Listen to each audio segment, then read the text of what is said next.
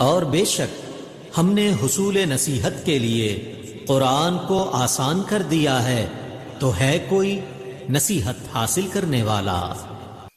السلام علیکم ورحمۃ اللہ وبرکاتہ۔ کیسے ہیں آپ سب؟ میری دعا ہے اللہ تعالیٰ آپ کو صحت و عافیت کی اور ایمان کی بہترین حالت میں رکھے۔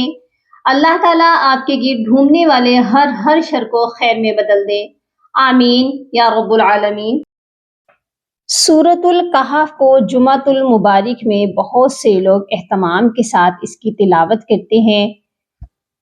اس میں کچھ ایسی علامات ہیں جن کو پڑھتے ہوئے اکثر لوگ کنفیوز ہو جاتے ہیں، تو آئیے آج ہم ان علامات کے بارے میں جانتے ہیں تاکہ ہم سورہ کہف کو اچھے طریقے سے پڑھ سکیں اور جس مقصد کے لیے اس سورت کو پڑھا جائے اس فوائد کو بھی حاصل کر سکیں۔ سب سے پہلے سورہ کہف کی آیت نمبر 1 میں یہاں پر آپ دیکھیے آیت نمبر 1 کمپلیٹ ہو رہی ہے اور اس کے اوپر لکھا ہوا ہے سکتہ۔ اس سکتہ کا کیا مطلب ہے، ہمیں یہاں پر کیسے اپنی تلاوت کو کرنا چاہیے، اور آیت نمبر 48 میں یہاں پر دیکھیے کہ چھوٹا سا زا بھی ہے اور چھوٹا سا میم بھی ہے۔ یہاں پر ہم ان الفاظ کو کیسے پڑھیں گے؟ ہم میم کو پڑھیں گے، کچھ لوگ سمجھتے ہیں یہ چھوٹا سا زا ہے یہ پڑھا جائے گا۔ اگر یہ ورڈ پڑھیں گے تو کیسے پڑھیں گے؟ اس ورڈ کو پڑھنا سیکھیں گے۔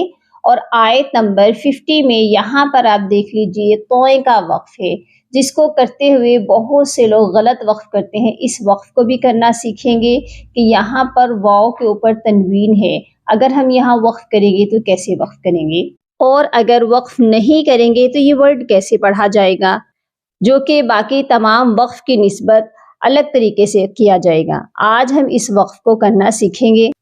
اور آیت نمبر 71 میں یہاں پر آپ دیکھیے لکھا ہوا ہے فانطلقا اور اس کے آگے لکھا ہوا ہے وقفہ۔ اس وقفہ کا کیا مطلب ہے، یہ کون سی علامت ہے؟ یہاں پر ہم اپنی تلاوت کو کیسے کنٹینیو کریں گے، اگر ہم یہاں پر وقف کریں گے تو کیسے وقف کیا جائے گا، اس ورڈ کو پڑھنا سیکھیں گے۔ اور آیت نمبر 98 میں یہاں پر دیکھیے جیم کی علامت ہے، یہاں پر اس ورڈ پر وقف کیسے کیا جائے؟ اس ورڈ پر 80% لوگ غلط وقف کرتے ہیں، اس وقف کو کرنا سیکھیں گے۔ آیت نمبر 64 میں ہے، یہاں پر آپ دیکھ لیجئے کہ وقف ہے صلے اور قاف، ڈبل وقف ہے، یہاں پر اگر ہم وقف کریں گے تو کیسے کریں گے؟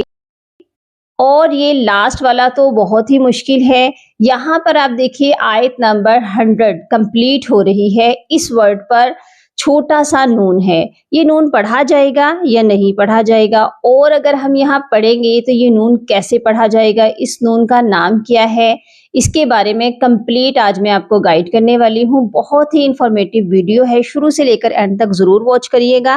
اگر ویڈیو آپ کو اچھی لگے تو ویڈیو کو لائک اور سبسکرائب کر دیجئے۔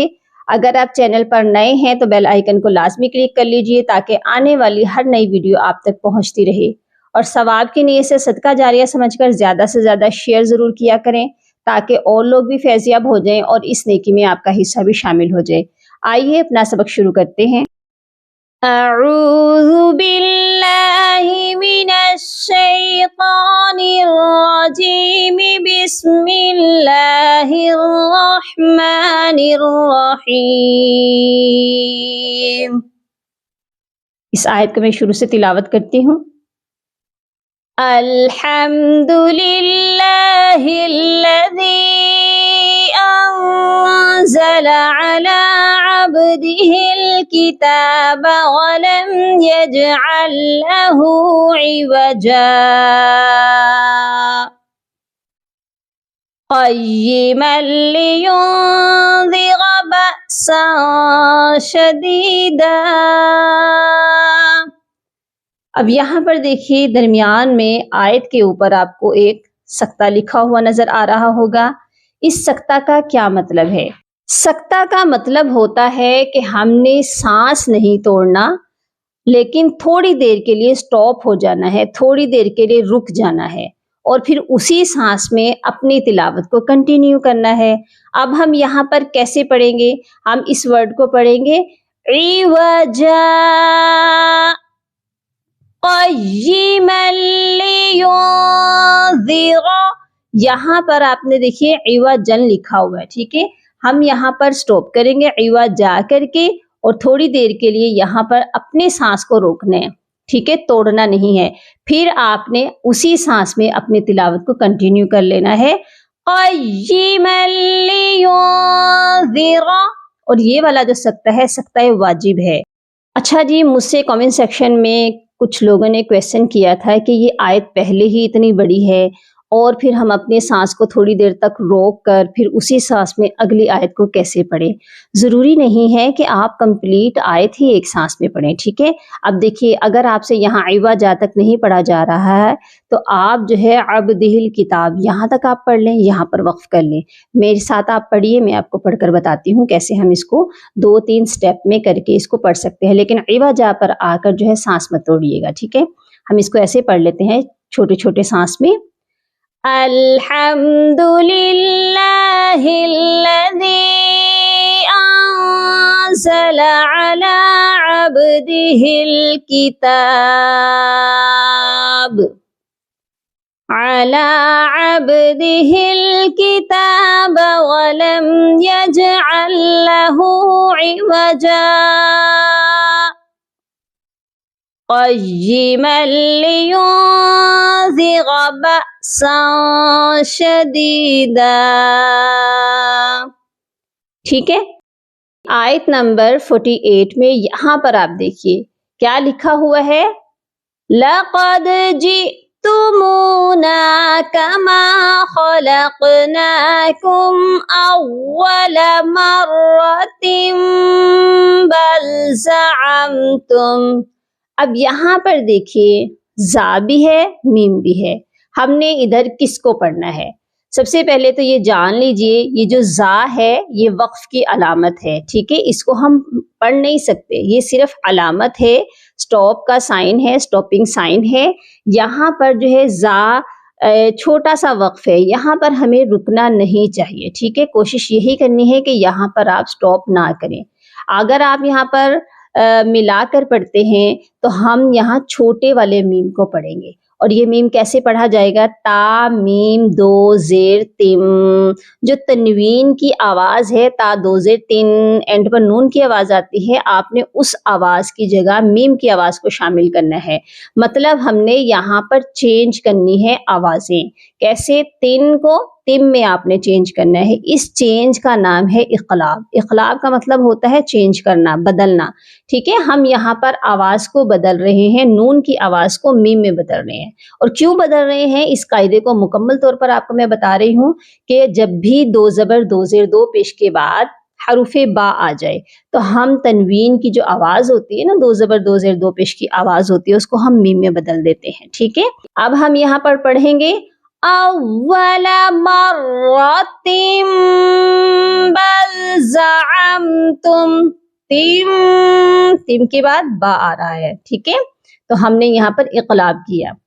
اول مرۃ بل زعمتم. اوکے، کلیئر ہو گیا.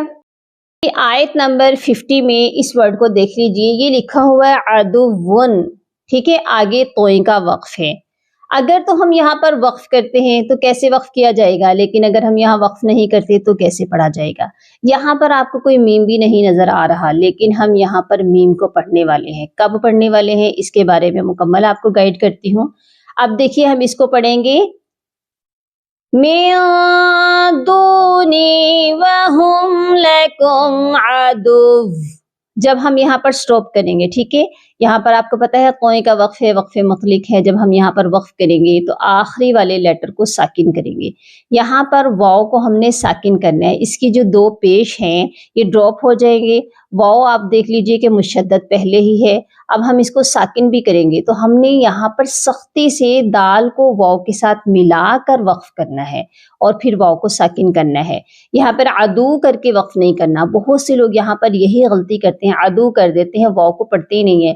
واو کو بھی آپ نے پڑھنا ہے لیکن ساکن حالت میں، اور اس کو ہم سختی سے جوائن کریں گے. وَهُمْ لَكُمْ عَدُوٌّ. ٹھیک ہے.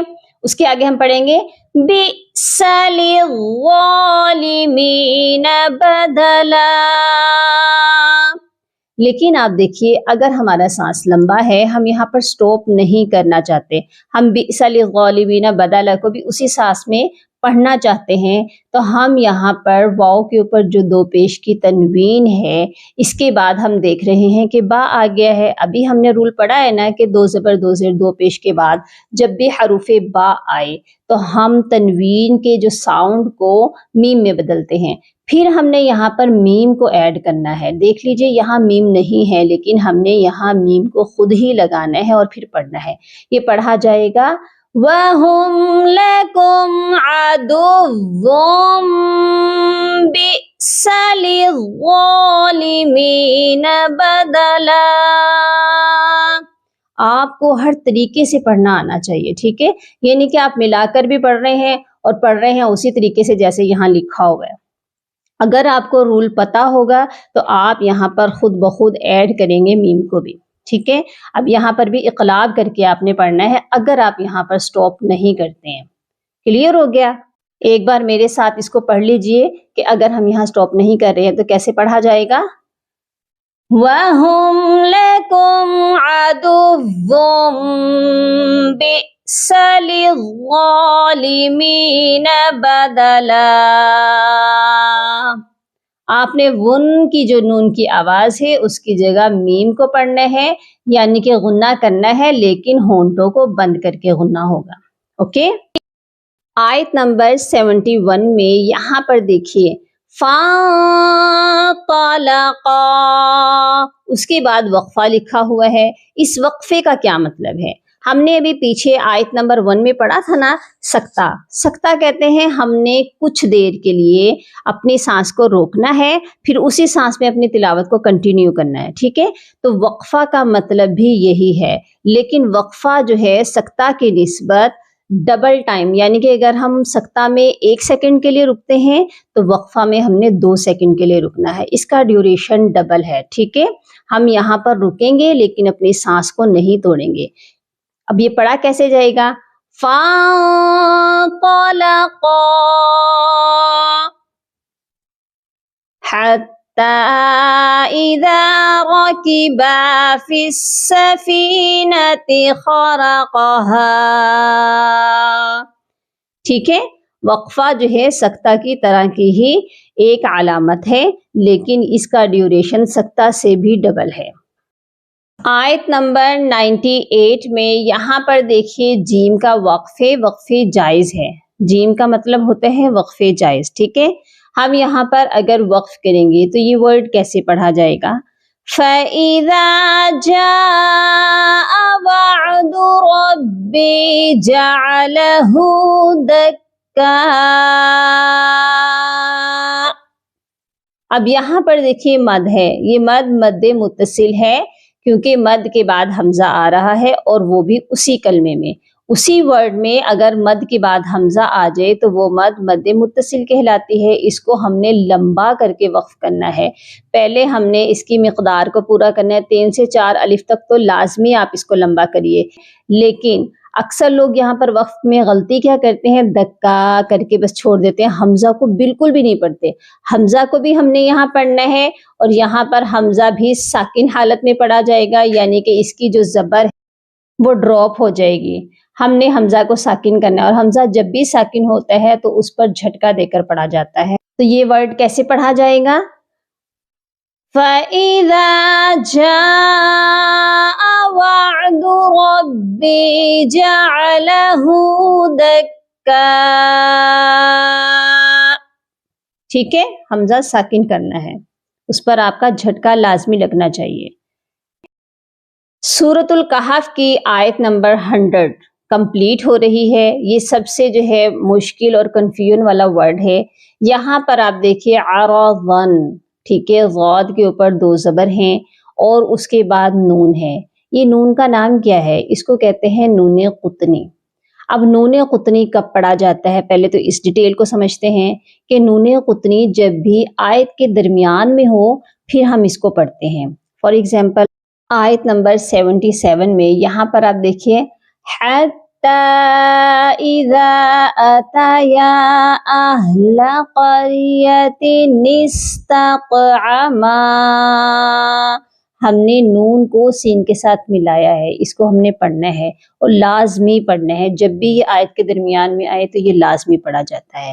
یہاں پر اس نون کو پڑھیں یا نہ پڑھیں اس کے بارے میں سمجھتے ہیں۔ دیکھیے اگر ہم یہاں کر رہے ہیں وقف تو یہ ورڈ پڑھا جائے گا یومئذ للکافرین عرضا، غود کے اوپر جو دو زبر ہیں، ٹھیک ہے، ہم نے اس کی ایک زبر کو پڑھنا ہے اور ساتھ میں ہم الف کو پڑھیں گے اور اس طرح اس کا وقف ہوگا ایک الف کی مقدار لمبا کر کے۔ لیکن اگر ہمارا سانس لمبا ہے، ہم اگلی والی جو آیت ہے اس کو بھی اسی سانس میں پڑھیں گے تو کیسے پڑھیں گے؟ اب ہم نے یہاں پر وقف کر لیا ہے اور اگلی آیت کیسے پڑھیں گے؟ الذین کانت، اب الذین کے اوپر ہم نے الف جو ہے اس کے اوپر ہم نے لگانی ہے زبر کی حرکت، اور اس کے بارے میں بھی میں آپ کو بتا دوں کہ ہم اس پر زبر کیوں لگائیں گے۔ جب بھی خالی الف کے بعد لام آتا ہے تو خالی الف کو پڑھنے کا رول یہ ہے کہ اس کے اوپر زبر لگا کر پڑھی جاتی ہے، ٹھیک ہے، ہر الف کے اوپر زبر نہیں لگتی، الف کے اوپر زبر تب لگتی ہے جب خالی الف کے بعد لام ہو، اسی لیے ہم الف کے اوپر زبر لگا کر پڑھیں گے الذین کانت۔ لیکن اگر ہم نے یہاں پر وقف نہیں کرنا ہے، پھر یہ جو تنوین ہے اس کی جگہ نون قطنی کو پڑھیں گے، اور نون قطنی ہمیشہ زیر کے ساتھ ہوتا ہے۔